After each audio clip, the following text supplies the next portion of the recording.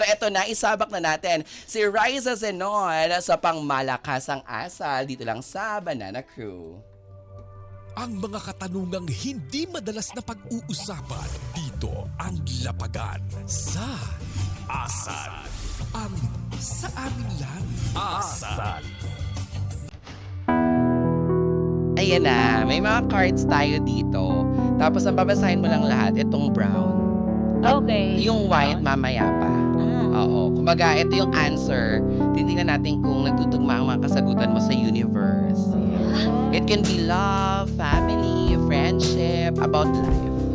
Kumbaga, ito yung isa sa mga favorite na na segment ng lahat ng mga artista na nagkikes at buwibisita. Kasi nagugulat din talaga kami na sa card na to, parang kung ano yung pinagdadaan nila sa moment na yun, yun yung pinag-uusapan. So, tingnan natin if it applies this time.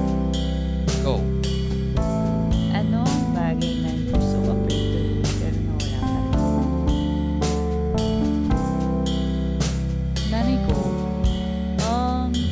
Nanay ko kasi namatay na ng puso naman. So, may cancer siya.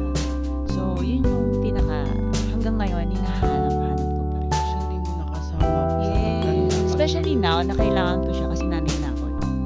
So, parang yung may mga question ako about being a mom, hindi ko masagot. Yun. Tsaka no, hindi na-witness. Hindi. Na-witness siguro niya dun. Nasa In heaven, yes. Kinakausap mo pa rin siya, like, when before.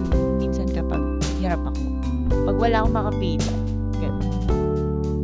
Silang dalawa, si Lauren, saka siya. Sinasabay ko silang dalawa. Pero di ba may sagot na hindi mo man naririnig, pero Meron. gulat ka na lang na parang biglang baka ito na yung Oo. Meron. Meron siya. Laging may sagot.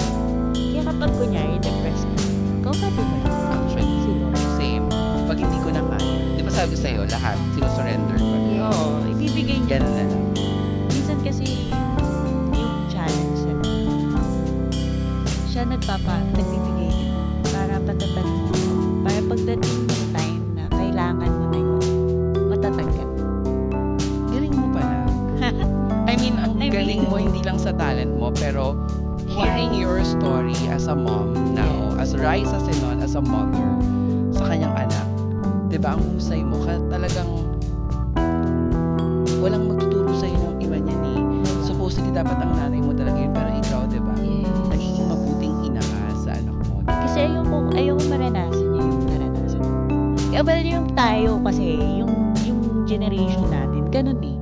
Parang pinuputol na natin yung kung ano yung Mga emotion. Generational trauma. yun kung ano yung parang naging cycle natin, di ba? Iniiba. Yung parang tinulungan kita, utang na loob mo. Hindi na tayo gano'n. Yan yung sinasabi natin din nung Monday na paano ba talaga mababayaran ang utang na loob? Hanggang kailan mo ba siya babayaran, di ba? Kaya for me kasi pag gusto mo talagang tumulong, Bukal sa loob mo Oo, dapat. wag mo Yan. na- You're wag not ka na expecting, humingi. yes.